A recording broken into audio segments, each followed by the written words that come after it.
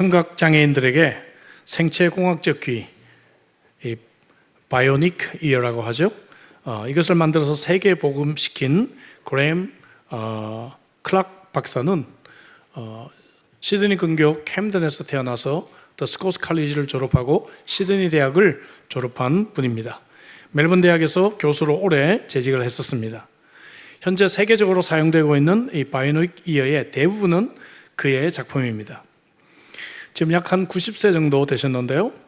약 15년 전 제가 이사로 섬기던 PLC 여자학교 스피치데이 이 종업식에 특별 강사로 초청되어서 오신 적이 있었습니다. 종업식 후에 이사들과 함께 점심 식사를 하기 때문에 잠시 대화를 한 적이 있습니다.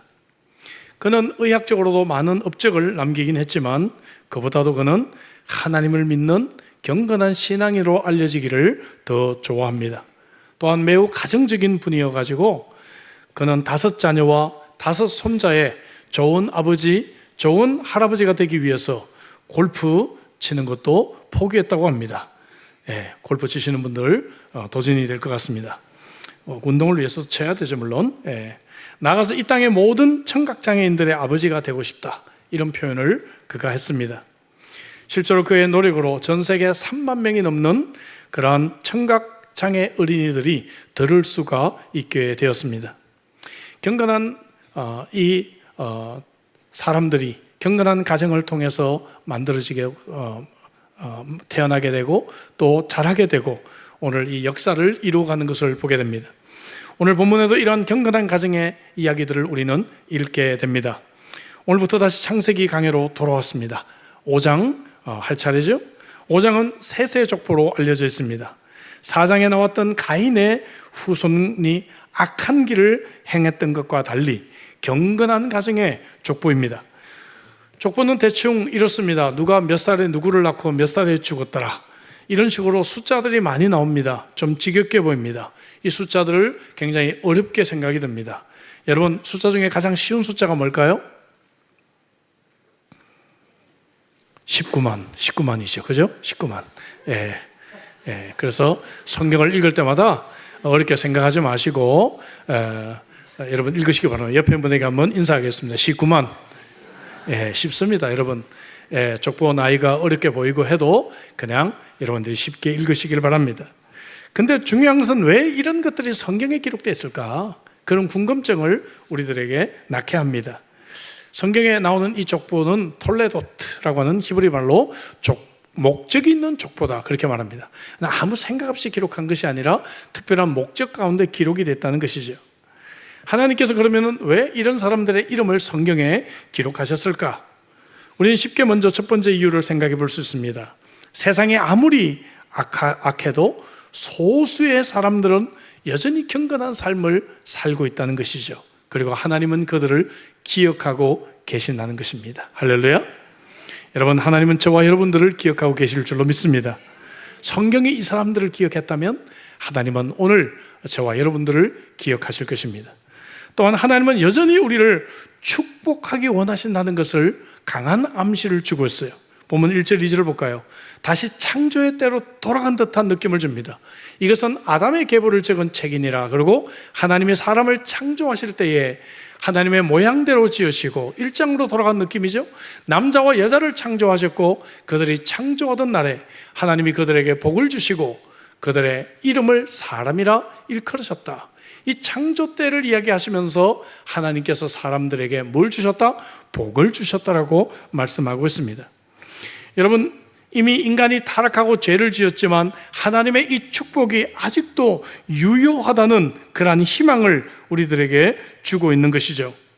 심지어 홍수의 심판이 끝나고 난 뒤에도 하나님은 노아에게 축복을 베푸십니다. 9장 1절에 보니까 하나님이 노아와 그 아들들에게 무엇을 주시며 복을 주시며 그들에게 이르시되 생육하고 번성하여 땅에 충만하라, 이렇게 여전히 축복하고 있다는 것입니다. 이런 족보 말씀들을 통해서 우리는 여전히 죄 많은 세상에 살아가지만 여전히 하나님의 축복을 받은 사람들을 우리는 기억할 수가 있고 그들을 통해 도전을 우리는 받게 되는 것입니다. 오늘 본문에는 아담의 계보 나오는데 10세대가 나옵니다. 연대적으로는 약 한 1000년 정도나 커버하는 굉장히 시간이 빨리 갑니다. 1000년 정도에 걸쳐서 10세대가 나오는데 이 본문 중에서 단 2사람만 성경이 뭔가 좀 특별히 노트를 달고 있어요. 그 2사람이 누구죠? 에녹과 노아입니다. 에녹과 노아에 대해서 성경이 뭔가 할 얘기가 있어요. 근데 나머지 세대에 대해서는 낳고 죽었더라가 반복되고 있는 것입니다. 오늘 우리는 이 에녹의 이야기를 통해서 몇 가지 성경이 주는 교훈을 얻고자 합니다. 그 주제는 에녹은 하나님이 기뻐하시는 인생이었다고 하는 것입니다. 자, 첫 번째 우리가 배울 수 있는 교훈은 뭔가? 이미 언급한 대로 이들은 경건한 후손이었다는 것을 우리는 기억해야 됩니다. 3절에 특별히 아담은 130세에 자기의 모양 곧 자기의 형상과 같은 아들을 낳아 이름을 셋이라 했다. 여러분, 여기 자기의 모양, 자기 형상이란 말이 우리에게 익숙한 표현이죠. 1절에 이미 나왔습니다. 하나님의 모양대로 사람을 창조했다 그랬어요. 여기서 이렇게 하나님의 이 모양과 형상대로 지음받은 인간이 비록 타락했음에도 불구하고 아직도 어느 정도 아담을 통해서 이어지고 있다는 것을 말씀하고 있는 것입니다. 성경의 다른 곳에서는 이런 표현이 나오지 않습니다. 오직 여기서만 아담의 이 경건한 모양과 형상이 셋을 통해서 이어졌다라고 말씀하고 있는 것입니다. 저는 여러분들의 자녀들이 이런 모양이 됐으면 좋겠습니다. 여러분들의 경건한 모습을 닮아가기를 주의 이름으로 축복합니다. 그러나 4장에도 에녹이라는 사람이 나오죠. 알다시피 17절에 보니까 가인이 아내와 동침함에 그가 임신하여 에녹을 낳은지라. 가인이 성을 쌓고 그의 아들의 이름으로 성을 이름하여 에녹이라 하였다 했습니다. 이 에녹은 바로 아버지를 통해서 배웠을 것입니다. 아버지의 잘못된 것을 보고 아버지를 통해서 악한 일을 도모했을 것입니다. 그리고 에녹성은 악한 성이었을 것입니다. 근데 흥미로운 것은 성경이 4장과 5장을 나란히 비교를 하면서 4장의 가인의 악한 세대들을 말하고 5장의 경건한 후손들을 말하면서 동일한 인물인 에녹을 통해서 대조하고 있는 것 같습니다. 자신의 길을 가며 죄를 짓고 그 결과를 경험하고 있는 사람들이 있는 반면에 하나님께 순종하며 경건한 사람들이 있었다고 하는 것입니다. 이 사람들은 때때로 외로움을 느꼈을 것입니다. 세상에 많은 사람들이 죄를 짓고 자기 마음대로 살 때 경건한 삶을 살아가는 것은 때때로 어렵게 느껴집니다. 주님을 위해서, 교회를 위해서 나만 희생하고 나만 수고한다고 생각이 들 때가 있습니다. 엘리야가 탈진했던 이유도 그거죠. 내 혼자 이 싸움을 싸운다고 생각했습니다. 근데 하나님은 열왕기상 19장 18절에 보니까 이렇게 말씀하십니다. 그러나 내가 이스라엘 가운데 7,000명을 남기리니 다 바알에게 무릎을 꿇지 아니하고 다 바알에게 입맞추지 아니한 자니라 했습니다. 하나님께서 소수의 경건한 일꾼들을 이곳저곳에 심어 두셨다는 것을 보게 됩니다. 격려가 되십니까? 그리고 지금도 하나님은 이러한 경건한 후손들을 통해 일하고 계시는 것입니다. 저와 여러분들이 살고 있는 이 세상은 홍수 직전과 같이 하나님을 반역하고 매우 타락한 사회입니다. 그러나 우리는 우리를 경건한 후손으로 이 땅에 남겨주셨다는 것을 기억해야 합니다. 우리가 셋의 후손과 같이 어두운 세상에서 빛으로 살아갈 때 세상은 하나님을 알게 될 것입니다. 그래서 4장 26절에 셋의 탄생과 더불어 성경이 이런 말씀을 주고 있어요. 26절 셋도 아들을 낳고 그의 이름을 에노스라 하였으니 그때에 사람들이 비로소 여호와의 이름을 불렀더라. 셋을 소개하면서 드디어 사람들이 셋의 후손들을 보면서 여호와의 이름을 비로소 부르기 시작했다는 표현을 쓰고 있습니다. 여러분들을 바라보며 직장의 사람들이 여호와의 이름을 부를 수 있기를 간절히 소망합니다. 여러분들의 후손들을 보며 여러분들의 후손들이 다니는 학교의 친구들이 여호와의 이름을 부를 수 있기를 주의 이름으로 축복합니다. 두 번째로 생각할 점은 에녹이 심판을 외친 전도자였다는 것입니다. 성경에 이 사람 에녹이 5번 등장을 하는데 2번은 족보의 이름만 나오는 그러한 식으로 끝이 나요. 3번이 의미 있게 나옵니다. 오늘 본문에서 처음 나오고 두 번째는 히브리서 11장 그리고 유다서 14절 15절에 이 사람이 나옵니다. 그런데 매우 흥미로운 점은 이 사람은 구약의 사람이잖아요. 구약 중에서도 창세기의 사람입니다. 창세기 중에서도 매우 앞부분에 있는 사람이에요. 그런데 구약에서 말하는 것보다 신약에서 이 사람을 훨씬 더 많이 말하고 있어요. NIV 성경으로 분석해 보면 구약에서는 불과 51단어를 쓰고 있지만 신약에서는 이 사람에 대해서 94구절이나 이 사람을 설명하고 있는 것을 보게 되는 것입니다. 유다서부터 보겠습니다. 유다서 14절 15절에 보니까 에녹은 세상 사람들에게 심판을 외쳤다라고 말합니다. 볼까요? 아담의 7대손 에녹이, 자, 여기 왜 아담의 7대손이란 말이 들어갔는지 이제 여러분 아시겠습니까? 어떤 에녹이 있으니까? 창세기 4장에 가인의 후손인 에녹도 있으니까 여기 아담의 7대손 에녹이야 라고 구별해서 말하고 있는 것이죠. 사람들에 대하여도 예언하여 이르되 사람들에게 외칩니다. 보라, 주께서 그 수만의 거룩한 자와 함께 임하셨나니, 여기서 주님께서 임하셨다라고 하는 것은 세상을 심판하실 그리스도의 재림을 의미하고 있습니다.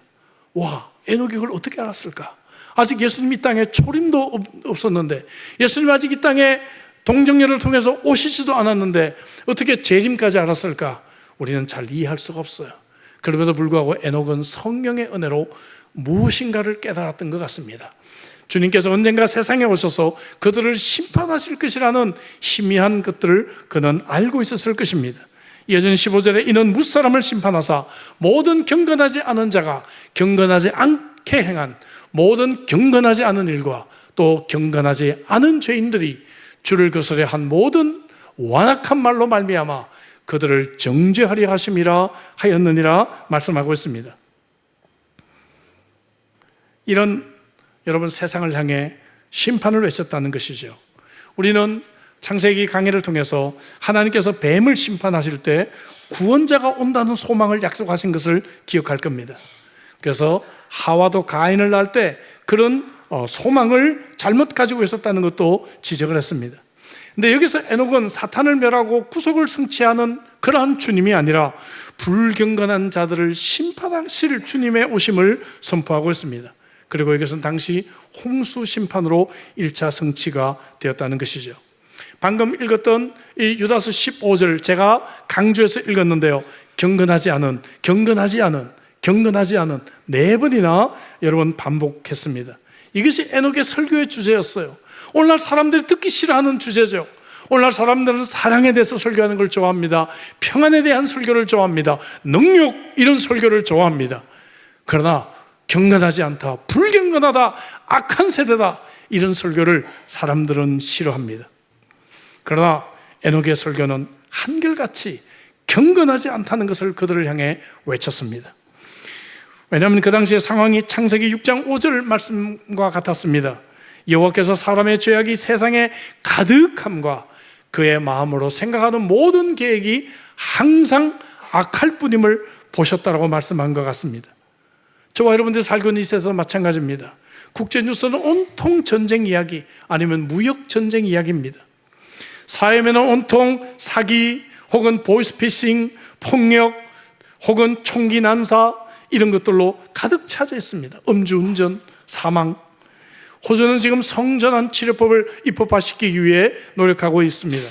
호주 장로교단, 저희가 속한 이 호주 장로교단을 비롯해서 복음주의 교회들이 강력하게 대책을 세우고 싸우고 있는 중입니다. 여러분, 이런 세상에 에녹이 있다면 무슨 설교를 할까요? 여러분, 사랑합니다, 평안합니다 이런 설교를 하고 있을까요? 아니면 유다서 15절처럼 경건하지 않다라고 여러분 외치겠습니까? 사랑하는 성도 여러분, 오늘 저와 여러분들이 이 에녹과 같은 자가 되어 세상을 향해 하나님의 심판을 외칠 수 있기를 주의 이름으로 축복합니다. 이에 대한 당시의 심판은 대홍수로 쓸어버리는 것이었어요. 우리 시대의 심판에 대해서 예수님께서 이렇게 말씀하신 적이 있습니다. 마태복음 24장 37절부터 39절입니다. 우리 같이 한번 큰 소리를 읽겠습니다. 다 같이. 노아의 때와 같이 인자의 임함도 그러하리라. 홍수 전에 노아가 방주에 들어가던 날까지 사람들이 먹고 마시고 장가들고 시집가고 있으면서 홍수가 나서 그들을 다 멸하기까지 깨닫지 못하였으니 인자의 임함도 이와 같으니라 했습니다. 그렇다고 한다면 말씀드린 대로 우리도 에녹과 같이 세상을 향해 심판을 외치는 전도자가 될 수 있기를 주의 이름으로 축복합니다. 이런 사명은커녕 가인의 후손처럼 세상과 동화되어 살고 있지는 않습니까? 하나님이 기뻐하시는 인생은 악한 세상을 향해 심판을 외치는 전도자의 삶입니다. 마지막 세 번째로 하나님이 기뻐하시는 인생은 하나님과 동행하는 인생입니다. 에녹을 이야기할 때 가장 특징되는 것이 바로 하나님과 동행했다 하는 것 아니겠습니까? 오늘 본문이 그 부분을 지적하고 있고 에녹에 대해서 또 한 번 말하고 있는 히브리서 11장도 그 부분이 요점입니다. 24절 먼저 볼까요? 에녹이 하나님과 동행하더니 하나님이 그를 데려가심으로 세상에 있지 않더라. 22절에서 에녹이 하나님과 동행했다 이미 나왔는데 역시 두 번 반복합니다. 제가 강의하면서 이 반복을 강조하죠. 반복되는 것은 매우 의미가 있는 것입니다. 조금 전에 세상이 경건하지 않다를 4번 반복한 것과 대조가 됩니다. 그럼 하나님과 동행했다는 것이 구체적으로 뭘까요? 무엇이 하나님과 동행했다는 의미입니까? 먼저 믿음의 삶을 의미합니다. 믿음의 삶이 있어야 하나님과 동행할 수가 있어요. 히브리서 11장 5절이 바로 이 부분을 에녹의 삶에서 지적합니다. 믿음으로 에녹은 죽음을 보지 않고 옮겨졌으니 하나님이 그를 옮기심으로 다시 보이지 아니하였느니라. 그가 죽음을 보지 않고 하나님께로 옮겨가며 끝까지 동행한 그러한 비결이 있다면 무엇으로? 믿음으로 이렇게 말하고 있는 것입니다. 에녹은 하늘로 승천했다 그렇게 말하고 있습니다. 죽음을 보지 않았어요. 죄의 삭은 사망인데 이 사망의 대가를 치르지 않고 하늘로 승천했다. 하늘로 승천한 사람이 2명이 있어요. 에녹 말고 또 누가 있죠? 엘리야가 있습니다. 승천했습니다. 물론 예수님도 승천하셨죠. 예수님의 승천을 사자성어로 뭐라 그러는지 아십니까? 예수님의 승천을 사자성어로 따라합시다. 주가 상승. 네, 주가 상승. 눈이 확 뜨시는 분들이 계시네요. 그죠? 예, 하나님의 천지 창조를 사자성어로 하면은 따라합시다. 주가 조작. 예, 예. 예수님께서도 물론 승천하셨지만 이 에녹이 하늘로 승천하게 됐다는 것이죠. 그 이유는 그가 믿음의 사람이었기 때문에. 여러분, 믿음이라는 것이 무엇입니까? 쉽게 설명하면 내 생각이나 내 능력을 의지하지 않는 것입니다. 바로 하나님을 의지하고 하나님을 믿는 것입니다. 내 생각이나 내 능력을 의지하는 사람은 교만합니다. 내가 항상 옳다라고 하는 전제가 있습니다. 그래서 사람들을 쉽게 비판합니다. 사람들을 쉽게 판단하고 정죄합니다. 사람들을 험담합니다. 그리고 내가 주어진 환경에 대해서 불평합니다. 왜냐하면 내가 옳다라는 생각을 갖고 있기 때문에요. 이것은 이렇게 돼야 되는데 그렇게 안 되니까 내가 화가 나는 거죠. 그렇죠? 근데 믿음의 사람은 어떤 사람인가 하면은 내가 아니라 하나님이 항상 옳다라고 믿는 사람입니다. 여러분 아멘이시죠? 이런 사람은 내가 아직 다 이해할 수 없기 때문에, 내가 모르는 부분이 많이 있을 수 있기 때문에 사람을 쉽게 평가하거나 정죄하지 않습니다. 내가 모르는 무언가 있을까요? 그렇죠? 우리는 다 모든 상황을 알 수가 없어요. 내가 모든 상황을 알 수가 없고 미래를 알 수 없기 때문에 현재 내가 어떤 고난 속에 있어도 나는 쉽게 원망하지 않아요. 왜냐하면 하나님은 이 고난을 통해서도 결국 선을 바꾸시는 하나님이시기 때문에. 할렐루야? 이게 믿음이에요. 믿음의 사람은요, 그래서 하나님을 의지합니다. 하나님을 늘 생각합니다. 하나님이라면 어떠실까를 생각합니다. 그래서 믿음의 사람은 항상 감사하고, 믿음의 사람은 항상 평안하고, 믿음의 사람은 항상 사람들을 사랑하고 긍휼히 여기는 마음이 있어요.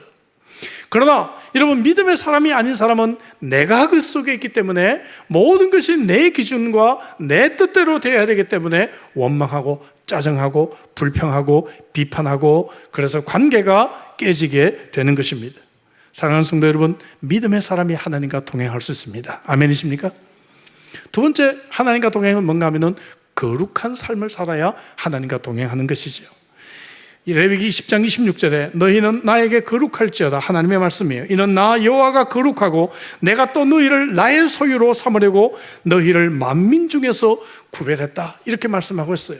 하나님은 거룩하기 때문에 죄와 더불어 함께 교제할 수가 없다는 것이죠. 사도 요한의 표현을 빌리면 빛과 어두움은 함께 존재할 수가 없다라고 하는 것입니다. 제가 약 한 20여 년 전에 한국에 출장을 갔다가 이제 시드니로 돌아오는 비행기를 탔는데요. 밤 비행기잖아요. 예, 밤 비행기를 탔는데 옆에 좀 특별한 60대 아시안 남자분이 타셨습니다. 예, 한국분 아니에요. 또 국적을 말하기에는 좀 곤란합니다. 근데 일단 목욕을 몇 달 안 하셨는지 심한 냄새가 옆에서 나기 시작했습니다. 그것까지는 좋아요. 괜찮아요. 근데 배가 고프신지 음식을 꺼내 먹는데 음식이 약간 상한 냄새가 제 코에 들어옵니다. 여러분, 제 코가 좀 예민하잖아요. 저는 상하려고 하는 음식을 가려냅니다. 예. 그래서 이걸 말해줘야 되나 말아야 되나 고민을 하기 시작했습니다. 그 냄새도 참 참기가 힘들었어요. 식사를 마치시더니 제가 이제 노트북을 꺼내가지고 파워포인트를 만들고 있었는데 아예 몸을 돌려서 제 파워포인트를 유심히 이렇게 쳐다보시는 거예요. 이게 집중이 안 되잖아요. 그래서 컴퓨터를 덮고 올려놨습니다. 올려놨는데 그 다음엔 제 얼굴을 이렇게 많이 쳐다보면서 뭐라고 그 나라 말로 계속 말씀을 하시는 거예요. 예. 그래서 제가 나는 너희 언어를 못하고 나는 한국말과 영어는 할 수 있다라고 말을 해도 막무가내였습니다. 힘들더라고요. 어떻게 10시간을 앉아서 가지? 좀 있다가 이제 비행기가 이륙을 하고 화장실을 가려고 이제 윗옷을 벗고 가려고 하다가 안 되겠다 싶어 윗옷을 입었습니다. 요 안에 200불이 들어있거든요. 안에. 사람을 의심하기 시작한 거예요. 여러분, 이런 사람과 어떻게 10시간을 같이 갈 수 있단 말이에요. 그죠? 예. 밤 되니까 냄새는 더 심하게 나고, 이분이 잠잘 때가 되니까 아예 신발을 벗어 제끼고요, 양말까지 벗어 제끼고 손과 발을 제 쪽으로 쭉 뻗어서 코를 걸며 주무시는데 참 힘들었습니다. 예. 하나님과의 동행을 생각해 봤어요. 하나님은 우리와 동행할 때 얼마나 힘드실까? 예? 거룩하신 이 하나님이 정말 죄투성이인 우리와 함께 이렇게 가실 때 얼마나 고통스러울까? 우리가 비행기가 착륙하면 끝이지만, 예? 하나님은 얼마나 이 거룩하지 않은 우리의 모습과 동행하실 때 얼마나 힘이 드실까? 그런 생각을 여러분 해봤습니다. 우리가 하나님을 닮아 거룩해야 하나님과의 동행이 이루어지는 것입니다. 우리의 삶을 돌아보십시다. 우리의 삶 속에 거룩하지 않은 말의 습관이 있습니까? 거룩하지 않은 생활의 패턴이 있습니까? 거룩하지 않은 문화 생활이 있습니까? 우리의 삶 속에서 거룩하지 않은 그러한 모습이 있다면 여러분 버리고 하나님과 동행하는, 그래서 하나님을 기쁘시게 하는 인생 되시기를 주의 이름으로 축복합니다. 하나님과 동행하려면 마지막으로 뜻이 같아야 돼요. 뜻이 같지 않으면 함께 갈 수가 없어요. 목적이 같아야 되고 방향이 같아야 함께 가는 것입니다. 처음 잠깐은 같이 갈 수 있어요. 그러나 우리는 different page, 그죠? 금방 알게 됩니다. 그리고 우리는 갈라서게 되는 것이죠. 한 방향으로 정렬이 되는 걸 alignment라고 하죠. 여러분 바퀴, 자동차 바퀴 alignment 하잖아요. 자동차 바퀴가 서로 방향이 삐뚤게 되면 같은 방향으로 가기가 어렵습니다. 많은 그리스도인들이 하나님의 뜻을 알고 순종하며 따르기 위해 그래서 기도하고 찬송하는 이유가 여기에 있는 것입니다. 하나님의 뜻을 알기 원합니다. 하나님의 뜻에 순종하기 원합니다. 하나님의 뜻에 나를 맞추는 삶이 될 때 나는 하나님과 동행할 수가 있습니다. 어린이들이 즐겨 부르는 찬송가 430장, 주와 함께 길 가는 것 즐거운 일 아닌가? 한 걸음 한 걸음 스텝 바이 스텝 주 예수와 함께 우리 걸어가리겠습니다. 아모스 3장 3절 말씀에 그 말씀이 있죠. 두 사람의 뜻이 같지 않은데 어찌 동행하겠느냐라고 말씀하고 있습니다. 여기 아모스에서 말씀하신 어찌 동행하겠느냐라고 할 때 이 단어가 walk라는 단어가 쓰여졌지만 여기서 현재 완료가 쓰여졌어요. 다시 말하면 계속해서 동행하는 것을 말하는 것이죠. 한 번 그냥 걸어가는 것이 아니라 계속해서 동행하는 것입니다. 찬송가 430장 말씀처럼 한 걸음 한 걸음 스텝 바이 스텝으로 주와 함께 길을 걸어가는 것입니다. 여러분, 이런 복된 인생 되시기를 주의 이름으로 축복합니다. 에녹의 인생은 한마디로 하나님을 기쁘시게 하는 그러한 인생이었습니다. 히브리서 11장은 에녹의 믿음의 삶을 언급하고 난 뒤에 6절에서 이렇게 선언합니다. 같이 한번 읽어볼까요? 다 같이. 믿음이 없이는 하나님을 기쁘시게 하지 못하나니 하나님께 나아가는 자는 반드시 그가 계신 것과 또한 그가 자기를 찾는 자들에게 상 주시는 이심을 믿어야 할지니라. 여러분, 그렇습니다. 에녹의 믿음은 하나님을 기쁘시게 했습니다. 에녹의 인생에서 하이라이트일 것입니다. 이 땅에서 우리가 많은 업적을 남기고 많은 돈을 벌고 우리의 자녀들이 출세를 했다고 해서 우리 인생의 하이라이트가 아닙니다. 우리 인생의 하이라이트는 우리가 하나님을 기쁘시게 하는 인생이 되었을 때입니다. 여러분들의 자녀들 또한 하나님을 기쁘시게 하는 인생이 되기를 위해 기도하시기를 주의 이름으로 축복합니다. 마틴 루터는 그의 창세기 주석에서 에녹이 갑자기 승천하고 난 뒤에 그의 가족들이 에녹을 막 찾아다니는 흥미로운 상상을 하고 있습니다. 그래서 아마도 그의 가족들은 분명히 가인의 후손들이 에녹을 죽였을 거야. 죽이고 안매장했을 거야. 그래서 막 땅을 파고 그 다음에 막 산을 찾아다니는 그런 이야기들을 하고 있습니다. 그러나 나중에 하나님이 에녹을 데려가셨다는 것을 깨닫게 되고 죄 많고 질병 많고 고통 많은 이 세상과는 비교할 수 없는 하늘의 세계가 있다는 것, 하나님과 동행하는 자들에게 그러한 세계가 준비되어 있다는 것을 그들이 알게 되었을 것이라고 그렇게 기록하고 있습니다. 할렐루야. 오늘 동일한 말씀으로 여러분들을 위로하고 싶습니다. 이 땅에서 고난이 있습니다. 이 땅에서 아픔이 있습니다. 눈물이 있습니다. 염려가 있습니다. 고통이 있습니다. 그러나 이 고통과는 비교할 수 없는 에녹이 올라갔던 그 놀라운 하나님과 영원히 함께하는 그 하나님 나라가 있음을 믿으시기를 주의 이름으로 축복합니다. 지난 금요일에 제가 설교 준비를 하고 있는데 장애인 선수 박세호 집사님에게서 카톡이 왔습니다. 부산에 계시는 분이신데 지난 금요일 날 부산 장애인 전국체전이 개막이 됐는데 자신이 성화 최종 주자 중에 한 명이 됐다는 거예요. 그러니까 꼭 TV를 보라고 카톡이 왔어요. 이 박세호 집사님은 시드니 올림픽 때, 제 젊었을 때 사진 올려서 죄송합니다. 25년 전의 사진입니다. 시드니 올림픽 때, 이 장애인 올림픽 때 이 선수촌교회, 제가 채플런을 일했다 그랬죠. 이때 장면입니다. 여러분 보시는 분은 이 조니 에릭슨 타다, 세계적으로 유명한 장애인 사역자라고 제가 설명을 드린 적이 있죠.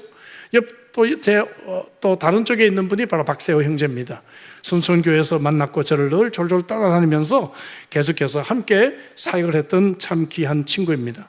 선천성 중증 뇌졸중으로 양다리 한 팔을 거의 쓰지를 못하고 한 팔만 거의 정상으로 씁니다. 그래서 그의 책 이름이 한 팔로 근졸린 세상, 이런 책이 베스트셀러가 되었습니다. 그는 서울 장애인 올림픽 때 곤봉 던지기와 다른 종목에서 2관왕 금메달을 땄던 형제입니다. 시드니 올림픽 경기 후에 저희 교회에 와서 간증을 했는데 말이 너무 어눌해가지고 못 알아들으니까 이제 저는 좀 익숙해서 알아듣게 됐거든요. 그래서 제가 옆에서 통역을 했던 것으로 기억을 합니다. 근데 이 형제의 간증 중에 아직도 제 마음을 울리는 간증이 있어요. 그것이 뭔가 하면은 장애인 봉사를 왔던 자매에게 꽂혀가지고 이제 막 사랑의 구애를 막 한 거예요. 비장애인, 건강한 자매였어요. 정말 아주 예쁘고 건강한 자매였어요. 근데 이 자매가 정말 고민하다가 동정이 아닌 사랑으로 이 사랑을 받게 되고 이제 두 사람의 사랑이 시작이 됩니다. 근데 문제는 이제 결혼 허락을 받아야 되는데 이 자매 집에 가서 부모에게 결혼 허락을 어떻게 받냐는 거예요. 열심히 기도하고 찾아갔는데 이 자매 아버지가 목사님. 아버지에게 결혼을 요청을 하니까 아무 말도 하지 아니하시고 기도해 보겠다, 그 말씀을 하시고 아버지가 20일 금식 기도를 하시고 돌아오셔서 이 결혼을 허락했다고 합니다. 그리고 난 뒤에 정말 행복하게 살아가고 있는데요. 제가 2003년에 울산에 교회 가서 집회를 하는데 부산에서 아내가 운전해서 거기까지 저를 만나러 왔어요. 만나러 와서 참 기쁜 해오가 되었는데 건강한 아들 하나 낳고 정말 행복하게 살아가고 있습니다. 여러분, 세상에서 뭐가 중요할까요? 이 세호 형제는 군 기피가 사회적인 문제가 되던 그런 때가 있었잖아요. 그때 국방부 장관에게 편지를 보내서 장애인이라고 왜 군대를 못 가느냐, 하루라도 내가 군대 가겠다 해서 그가 하루 군대 생활을 체험하고 명예병장을 달고 제대하면서 정말 사회에 큰 울림을 주기도 했습니다. 여러분, 무엇이 인생에서 중요할까요? 돈 많이 벌고 좋은 대학 가고 좋은 직장, 행복하고, 여러분 이것이 정말 중요할까요? 아니면 오늘 에녹과 같이 경건한 후손이 되어서 하나님을 기쁘시게 한 인생이 중요할까요? 시편 31편 3절 말씀 마지막으로 함께 크게 읽겠습니다. 시편 37편 3절 다 같이 여호와를 의뢰하고 선을 행하라. 땅에 머무는 동안 그의 성실을 먹을거리로 삼을지어다. 아멘. 세호 형제가 제가 TV를 안 봤을 줄 알고 영상을 보내왔더라고요. 짧은 영상 우리 보면서 이 인생을 사용하신 하나님을 생각하며 설교를 마무리하겠습니다.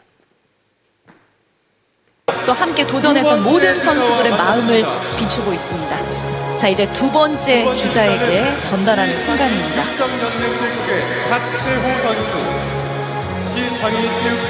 자, 두 번째 주자는 시장애인 육상연맹 소속의 박세호 선수, 시장애인체육회 실업팀 소속의 장성준 감독입니다. 네, 박세호 선수는 1988년 서울 패럴림픽 육상에서 2관왕을 했던 선수고요. 그리고 광저우 장애인 아시아 경기대회에서 금메달을 획득했던 선수입니다. 네. 그리고 함께하는 장성준 감독은 2021년 브라질 카시아 선수 데플리필 감독으로 참가를 했었고요. 지난 파리 패럴림픽에서도 감독으로 역임을 했던. 네, 이제 성화는 세 번째 주자에게 전달이 됩니다. 자, 세 번째 주자는 양궁 선후배 선수로 구성된 권하연 선수, 강은옥 감독입니다.